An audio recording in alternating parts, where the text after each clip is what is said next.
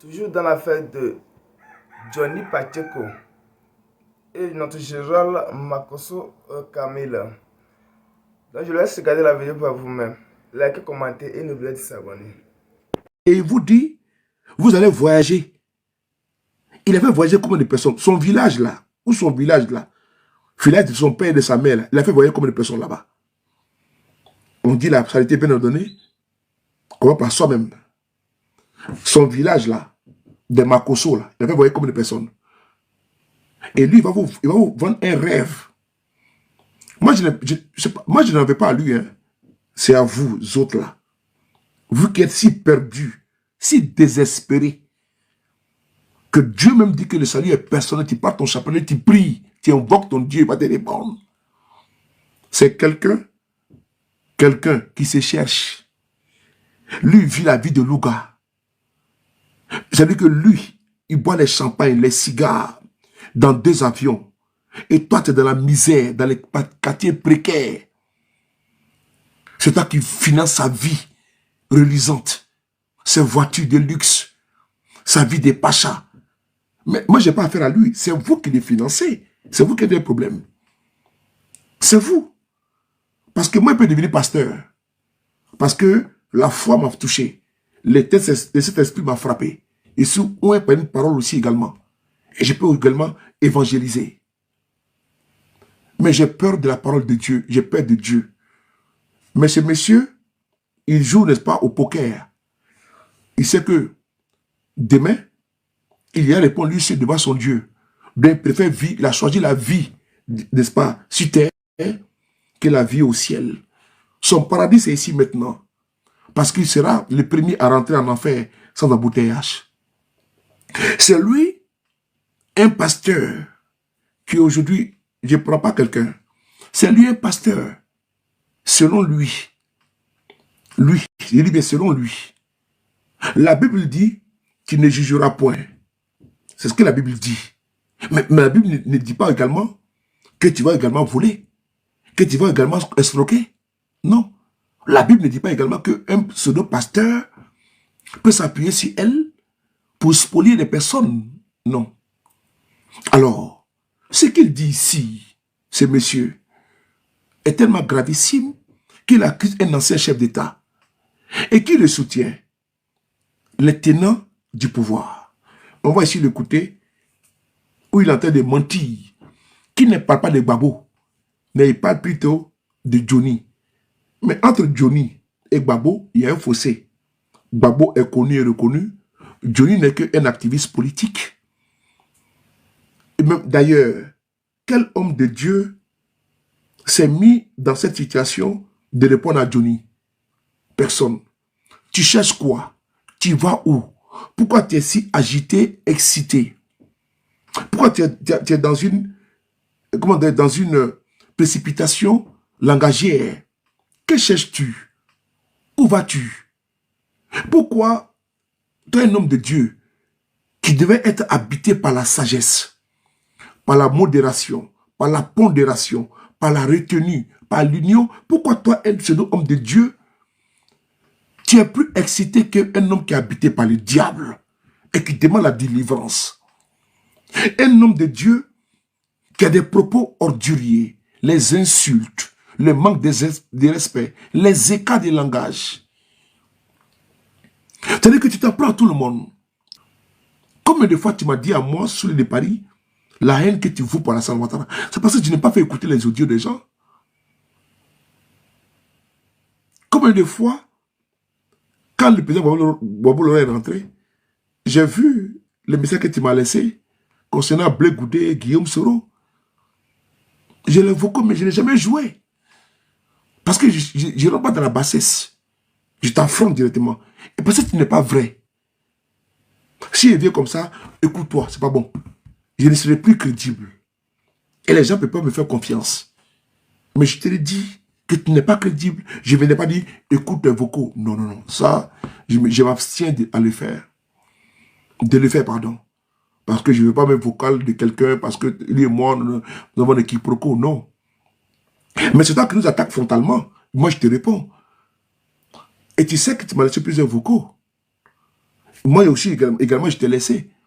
Donc, si tu veux te rendre dans ce game-là, puis tu publies ma part. Et on verra bien entre toi et moi qui a été, si, n'est-ce pas, bavard. Qui a dit, sur le pouvoir d'Alassane Ouattara. Parce que quand tu t'entends parler, j'ai l'impression que tu penses que tu n'as pas quelque chose à te reprocher. Et j'ai des preuves contre toi. Et je te mets en garde. Moi, je te mets en garde. Parce que c'est la première fois que je vais franchir ce Rubicon. Je vais franchir ce pas. Je te mets en garde. Beaucoup de fois, mes camarades m'ont dit, mais ma cause de ton ami, mais tu n'aimes pas le répondre. Mais je t'ai pris comme un jeune frère. Si jamais, je manque de dire que je te mets en garde. Et je te mets au défi que j'ai les audios dans nos conversations, comme tu sais. Comme tu sais. C'est-à-dire que vous poussez les gens souvent, parce que chaque fois que tu nous attaques, je ne réponds pas. C'est pas par peur. Moi, je n'aime pas, même si l'amitié est gâtée, je garde, n'est-ce pas, des relations. Parce que moi, pour moi, notre amitié n'est pas gâtée. Tu es mon jeune frère à moi. Mais ça veut dire que tu veux tellement faire que tu veux me froisser et me pousser à sortir. Mais si je sors, tu vas regretter. Tu vas le regretter. Tu vas le regretter que les gens du RDR vont t'entendre parler. Dans mon téléphone portable. Je reprends mes propos. Concernant le pouvoir d'Alassane Ouattara, tu m'en as dit beaucoup. Je n'étais pas enregistré. Je précise bien, je n'enregistre personne. Je ne fais jamais cela. Je proscris dans mes relations des enregistrements. Ça, c'est pas normal. Mais on a échangé en toute amitié, en toute fraternité. Mais sortir par derrière, faire des tapés d'eau, il va t'exposer. Et si tu continues, il te dit bien, je vais stopper tes gesticulations. Il va stopper ça. Tu as changé le numéro de téléphone, non? Tu te rappelles, non? L'autre numéro, c'est avec moi. Nos conversations sont encore là. Ce n'est pas effacé, c'est là. Donc, ce que tu penses d'Alassane Ouattara, je sais. Ce que tu penses de Guillaume Soro, je le sais sincèrement, concrètement. Et donc, quand ils sont venus l'attaquer, je me dis, mais il y a une antinomie entre ce que tu me dis et ce que tu viens dire sur les réseaux. Mais ce n'est pas normal que tu viennes dire des choses que moi, tu me dis le contraire, qui sont consignées dans mon WhatsApp. Donc, je pense que la récréation est terminée. Tu cherches une place, tu as déjà eu cette place-là. Tu voulais être protégé après la mort, après l'assassinat de ta femme. Mais tu n'es pas venu, comment dirais-je, écraser, n'est-ce pas, ton grain sur notre dos.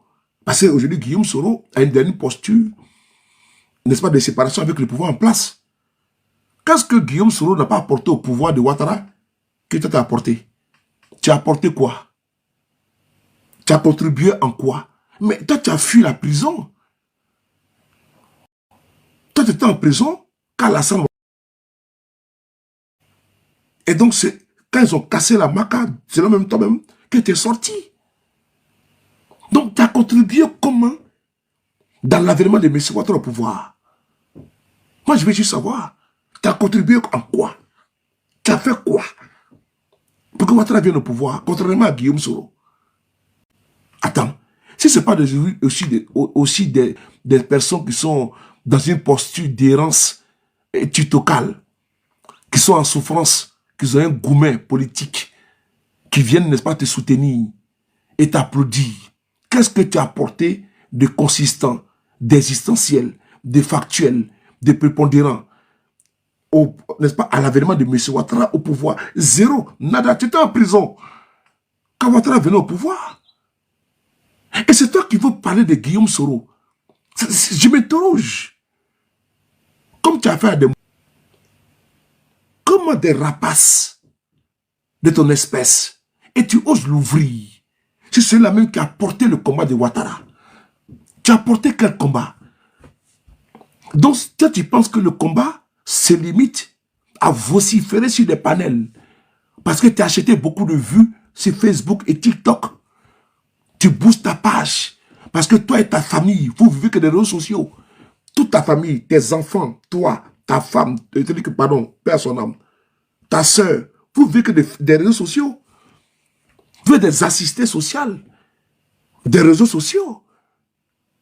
Même, c'est-à-dire que ta propre fille, même tu l'as mis dedans, tes enfants sont dedans. C'est-à-dire que vous vivez seulement que des réseaux sociaux. Vous n'avez aucun background. Vous n'avez aucun diplôme. Vous n'avez aucun savoir. C'est-à-dire que vous, c'est sur les réseaux sociaux, votre vie. C'est-à-dire que vous devez avoir de la visibilité pour pouvoir vous nourrir. Et quand les gens parlent, vous parlez. C'est-à-dire que quand les autres parlent, vous parlez. C'est-à-dire que quand nous on vient, on se connecte là, notre abonnement là, on vient vous regarder comme ça de passage, ça vous nourrit. Et vous osez parler. Quel combat politique tu as fait? Et tu oses même l'ouvrir, tu vas t'associer avec les gens pour insulter les gens. Votre boy là, vous avez fait quel combat plus que Guillaume Soro? Quand on parle de Dosso là, vous avez fait quel combat politique plus que Dosso? C'est-à-dire que mettons tout à part et mettons tout à plat. Mettons les considérations, les verbiages, les prêchis-prêchats, les, les assertions, les insinuations, et mettons tout à plat. Quel combat politique vous, là, votre boy vous avez fait? Des gens qui viennent comme un cheveu sur la soupe, nous on aime Alassane Ouattara. Vous pensez que c'est trop facile de venir quand on aime Alassane Ouattara? Vous êtes des profiteurs. Vous aimez qui? Vous aimez quoi? Des gens ont donné leur vie pour Alassane Ouattara. D'autres ont donné de l'argent pour Alassane Ouattara. Vous n'avez rien perdu. C'est aujourd'hui à cause de TikTok. Vous mettez-vous d'insulter les gens. Vous pensez que vous aimez Alassane Ouattara? Non, sérieusement. Quand nos camarades, les Caïens, sont morts pour Alassane Ouattara, il n'y a pas de Caïens. Ceux qui le connaissent. Donc, ça veut dire que voici des gens qui n'ont absolument... Voici des gens, parce qu'ils sont en France, voici des gens... des anus déchirés et autres, tous ces gens-là, tous ces boys-là, les gens viennent, ils insultent les gens, et puis tout ils aiment Alassane Ouattara. Ils vont faire un club de aide-moi à détester, des insulteurs publics, reconnus et connus pour ça. Ils insultent les gens. Et ils pensent que c'est normal d'insulter les gens. Alors qu'ils n'ont fait aucun combat. Ils vont se mettre là, faire des panels pour citer Guillaume Soro. Attends. Est-ce que c'est Guillaume, est-ce que c'est pas autre chose là? Vous pouvez parler mal de Adjoumani? Même le premier ministre actuel, vous pouvez lui manquer de respect? Mais quel combat il a fait pour Alassane Ouattara contrairement à Guillaume Soro? Non, sérieusement. Quel combat le premier ministre a fait pour Alassane Ouattara? Quel combat le vice-président a fait pour Alassane Ouattara? Contrairement à Guillaume Soro. Quel combat il a fait? Et que vous baisez les pieds. Et c'est Guillaume Soro, vous voulez lui manquer de respect? Attends, parce que c'est quoi? Ben c'est les réseaux sociaux quoi. Faut passer à demain. Hein? Ben c'est rire couché. Il n'y a pas demain, non, je me suis trompé. Hein? Ben vous allez lire l'heure. Je vous l'ai dit. C'est la première fois que je vous dis. Vous allez lire l'heure. Attention. Hein? Vous allez lire l'heure. Hein? Et ça fait très mal. Ça fait très mal. Votre malpolitesse envers Guillaume Soro là, à cause du RADP là, ça va vous dépasser. La plupart de tous là, ils appelaient Guillaume Soro patron. Et tous, ils appelaient Guillaume Soro patron.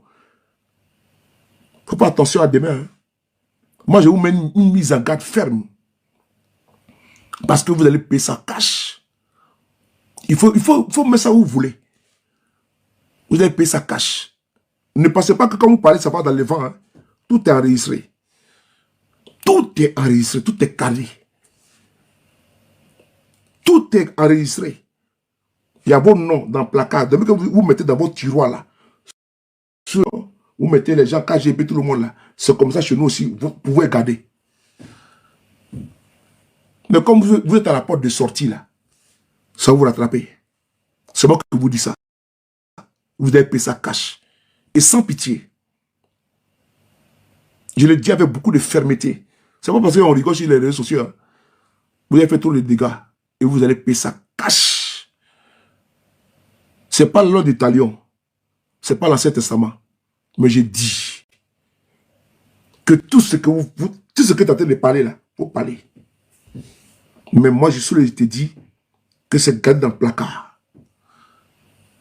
Peut-être que quand le pouvoir va partir, là, tu as quitté la Côte d'Ivoire. C'est moi qui dis ça. Peut-être que quand le pouvoir va quitter, là, vous qui parlez trop, là, c'est pas vengeance, hein. Peut-être que vous avez quitté la Côte d'Ivoire. Sinon, ça va se passer. Ça va se passer. Je le dis depuis mon exil, que ça va se passer. Et c'est-à-dire que vous allez boire les calices jusqu'à la liche. N'oubliez jamais ce que je vous ai dit. C'est la première fois que je vous dis ça. De la manière que nous, on est fichés chez vous, là. C'est comme ça que vous aussi, vous êtes fichés chez nous.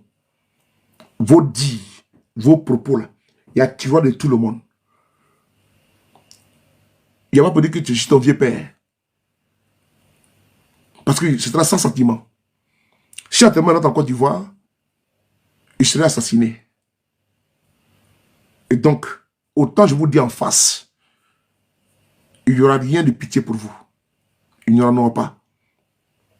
Vous pouvez exceller comme vous le faites aujourd'hui dans votre pouvoir. Faites-le. C'est votre temps. Mais le temps de moquerie que tu es dedans, là, tu excelles partout, tu manques de respect à Gbagbo, à Guillaume Soro, comme si le pays là c'est pour toi. C'est la cour du roi Péto. Tu es protégé par qui? Il y a eu des durs en Côte d'Ivoire. Des puissants en Côte d'Ivoire. Il y a eu les John Polo en Côte d'Ivoire. Ils ont été refroidis. Il y a eu des puissants en Côte d'Ivoire. Ils ont été mis en prison. Toi, tu n'es rien. Ouattara. Il a 84 ans, 85 ans. Parce que 1er janvier, là, c'est le faux âge. Ouattara est déjà vieux. Que Dieu lui donne longue vie. Vous êtes proche de la sortie que de l'entrée. Le bal est terminé. On a 4 h du matin, le bal finit à 6 h. On verra bien qui ira, n'est-ce pas, chez lui, en pièces. On ne peut pas, n'est-ce pas, dépiécer. C'est le général Camille Makosso, El Pibé de Oro, l'homme tombé du ciel sans blessure. Je vois que déjà certains individus très mal intentionnés essayent de détourner